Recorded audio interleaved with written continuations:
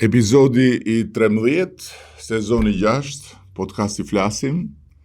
dhe fillojmë flasim me shënimet e javës. Mos pari uroj gëzuar Pashkët. Gëzuar Pashkët besimtarëve katolik, atyre ortodoks, por gëzuar Pashkët dhe të gjithë shqiptarëve, sepse bekimi i Shqipërisë është që qofshin Krishtlindje, e qoftë Bajram, qofshin Pashk, e qoftë Sultan Novruzi, ka një atmosferë të përgjithshme, dëshire për të përjetuar së bashku festën e një komuniteti tjetër besimi. Gëzuar pra.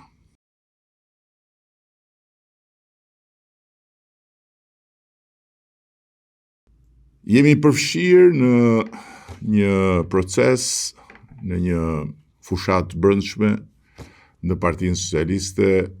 për të zgjedhur ata që do të jenë drejtuesit e organizatave tona në të gjithë territorin e Shqipërisë, që nga niveli i qendrës votimit në nivelin e njësisë administrative dhe në nivelin e bashkisë. Por në ndërkohë, kjo ka rëndësi për këto shënime, sepse nuk është thjesht një fushat e brendshme organizimi dhe energjizimi, por është edhe një fushat komunikimi mes nesh dhe të gjithë atyre që na mbështesin, që na besojnë, apo që kanë dëshirë dhe nevojë të na dëgjojnë dhe që t'i dëgjojmë. Pasi jetojmë në një kohë kur bëhet gjithmonë më e vështirë për të mësuar të vërtetën, apo për të marrë informacionin e drejt për drejt lidhur me një fakt që të intereson. E kundërta ndodh, je me njëherë i përmbytur nga gjysmë të vërteta që janë dhe gënjeshtrat më të mëdha, nga gënjeshtra safi, kur i thon fjalës, nga sajesa e fabrikime dhe nga komente gjithfarësh që në fund të ditës më shumë e mjegullojnë se sa ndihmojnë në kërkimin e të vërtetës. Dhe thuhen nga të tëra, dëgjohen nga të tëra, por ajo që është më shqetësuesja për sa më takon dhe për sa në takon, është se nuk flitet dhe nuk komunikohet dhe nuk diskutohet për punët e Shqipërisë. Po përkundrazi, punët e Shqipërisë identifikohen vetëm me një luftë mizerabël politike dhe me një përpjekje të vazhdueshme të kujdo që është në anën e kundërt me ne që qeverisim Shqipërinë, për të bërë çmos që punët e Shqipërisë të mbulohen me ziftin e dëshpërimit tyre, me baltën e të gjithë urrëties, mllefit, inateve të tyre. Shqipëria ka probleme, patjetër, ne kemi shumë punë për të bërë, padyshim, jo çdo punë e kemi bërë si duhet dhe sa duhet, kjo nuk ka diskutim, por ama Shqipëria punon dhe punët e Shqipërisë në tërësi janë në vijë. Ashtu sikundër, dhe e mbyll këtë shënim, është në vijë procesi më i rëndësishëm historik i antarësimit në Bashkimin Evropian, me negociatat që vazhdojnë dhe në ndërkohë që gjithë sa thash, kur vjen puna dhe negociatat, lidhet me gënjeshtrën e madhe se ato janë bllokuar, ato janë ndaluar, ato janë penguar për arsyet e mos arsyes së të gjithë atyre që synojnë ta pengojnë Shqipërinë për në fakt të luftuar qeverinë. E vërteta e thjesht është se kjo punë e madhe e Shqipërisë vazhdon për ditë e për ditë, dhe së shpejti përsëri, siç kemi pasur në procesin e hapjes kapitulleve, do të kemi lajme shumë të mira për të gjithë.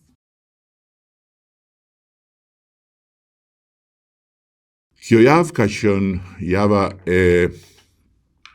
punës edhe për një program të ri që qeveria shqiptare do të bëj së shpejti të disponueshëm për të gjithë interesuarit. Programi dyfisho ndërmarrjen tënde. Një program i bazuar tek bashkëpunimi mes Qeverisë së Shqipërisë, Bankës së Shqipërisë dhe bankave të nivelit dytë për të hapur një linjë të re kredie dhe për të vendosur instrumenta të rinj garancish për ndërmarrjet e vogla dhe të mesme që e kanë krijuar një bazë, që kanë një vizion rritje, që kanë ambicien dhe vullnetin për të rritur, por që kanë pikërisht pamundësinë për ta mbështetur vizionin dhe ambicien e tyre me kapital të mjaftueshëm dhe akses në financë. Pikërisht këtë po bën qeveria me Bankën e Shqipërisë dhe me bankat e nivelit dytë. Kemi pasur një takim shumë të dobishëm pak ditë më parë gjatë javës që lan pas dhe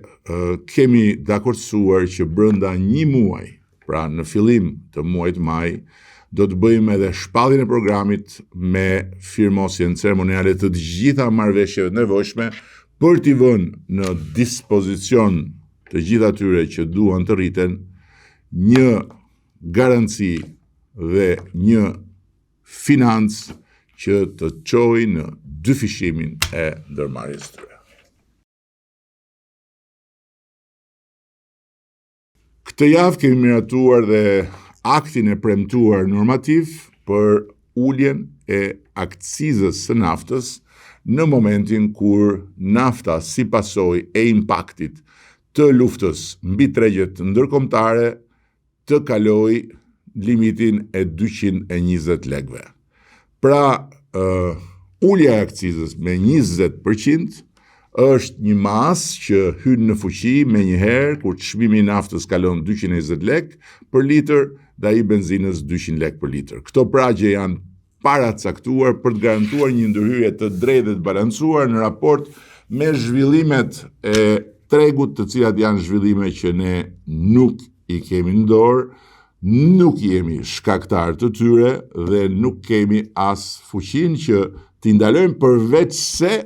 kemi detyrimin që t'i trajtojmë në funksion të amortizimit të goditjes së menjëhershme mbi konsumatorët, pa cënuar nga ana tjetër stabilitetin e financave publike në një kohë kur pasiguria në tregjet ndërkombëtare mbetet e lartë dhe po aq edhe dinamike. Masa do të mbetet në fuqi deri në stabilizimin e plotë të situatës ndërkombëtare, ndërsa bordi i transparencës që është vënë në lëvizje do të mbetet garant i çdo zhvillimi në tregjet globale për të reflektuar menjëherë në mënyrë të drejtë dhe të verifikueshme atë çka duhet ndodhë në tregun vendas. Ky është një reagim i duhur, i matur, në kohë, që garanton vendimmarrje të shpejta, që mishëron përgjegjësi të plotë dhe që do të bëjë të mundur që qytetarët, drejtuesit automjeteve, të mos abuzohen nga distributorët e naftës. Masat për të gjithë ata që do të shkelin çmimin e përcaktuar nga bordi i transparencës në bazë të tregjeve do të jenë drastike.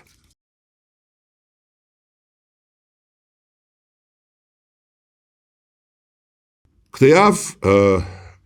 është miratuar edhe skema kombëtare mbështetëse për fermerët për vitin 2026, e cila u ndërtua mbi konsultime